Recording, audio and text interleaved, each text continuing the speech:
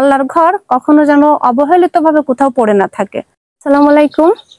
ফেসবুকের টাকা দিয়ে ভাবতেছেন যে বাড়ি করতেছি, আসলে ফেসবুকের টাকা দিয়ে বাড়ি করতেছি না।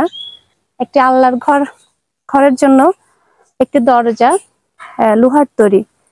তো আজকে এই দরজাটা একজন চট্টগ্রামের ভাই থাকে প্রবাসে, উনি আমার সাথে যোগাযোগ করে যে আপু, আমি আপনার একটি ভিডিও দেখছিলাম, তো আমার ওই মসজিদে গরু ছাগল ঢুকে আমি একটি দরজা দিব, এই ব্যাপার।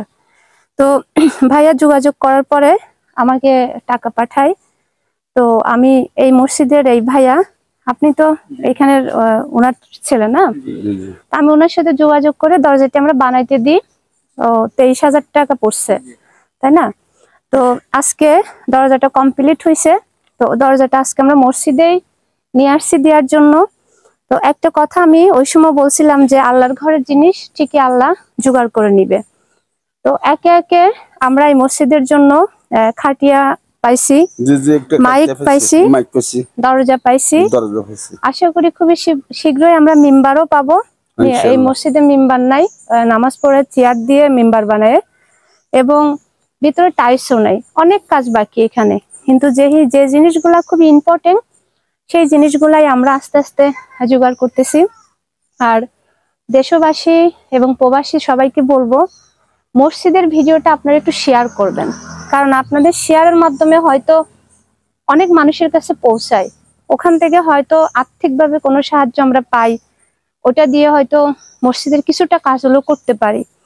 আর এই দরজাটা যে ব্যক্তি দিয়েছেন আমাদের চট্টগ্রামের ভাই, আমি নাম নিচ্ছি না, ওনার মা খুবই অসুস্থ। ওনার মায়ের জন্য আপনাদের মসজিদের সবাইকে দোয়া করতে বলবেন ইনশাআল্লাহ। আমি এই মসজিদে শুক্রবার জুমার পরে দোয়া করবেন, যে সাহায্য করলেও দোয়া করবেন, না করলেও দোয়া করবেন। তো আমরা একটু এই দরজাটা আমরা একটু মসজিদের সামনে নিয়ে যাব। দেখেন এই মসজিদের সামনের অংশটা। তো এখন এটা আজকেই ভাইয়া, এটা কি কোনো কারণে বড় হয়ে গেছে? আমরা রঙও করি না এখনো, তারপরে ফিটিং এর কাজ বাকি আছে, ওগুলো আস্তে আস্তে হবে। ভাইয়া একটু সরাই ফেলেন তো একটু, আবার একটু ভাইয়া এই দেখেন, আমি একটু দেখাচ্ছি। এখন বর্তমানে মসজিদের ভিতরের অংশটা আপনাদেরকে একটু দেখাবো। এটা হলো বর্তমানে মসজিদের ভিতরের অংশ। এই আমরা এতটুকুই আসতে পারছি। তো আশা করি আপনারা যেভাবে এই মসজিদের দিকে সুদৃষ্টি দিচ্ছেন সেভাবে সুদৃষ্টি দিবেন। চাচা একটু এদিকে আসেন। এখনো মানে আনুমানিক কত টাকা হলে এই মসজিদটা সম্পূর্ণ ওয়ালিং এর কাজ, রঙের কাজ, জালনা, ইন টোটাল মানে কতটা অর্থ প্রয়োজন? আচ্ছা আচ্ছা, আপনি উনি একটু তাহলে কথা বলেন আপনি। আমি ভালো আছেন না? আসসালামু আলাইকুম। আলহামদুলিল্লাহ। যে একটু বলেন তো, সম্পূর্ণ কাজ করতে আর প্রায় 1.5 লাখ টাকার মতো লাগবে। মানে সম্পূর্ণ কাজ করতে আর 1.5 লাখ, 1.5 লাখ হতে 2 লাখ টাকা লাগবে, তাহলে ইন টোটাল হয়ে যাবে মোটামুটি। আমার শেষ পথে আছে কিছু কিন্তু এই যে খাটটা খাস্তা আছে, জি জরুরি কাজ। আমার গ্যালাস আছে,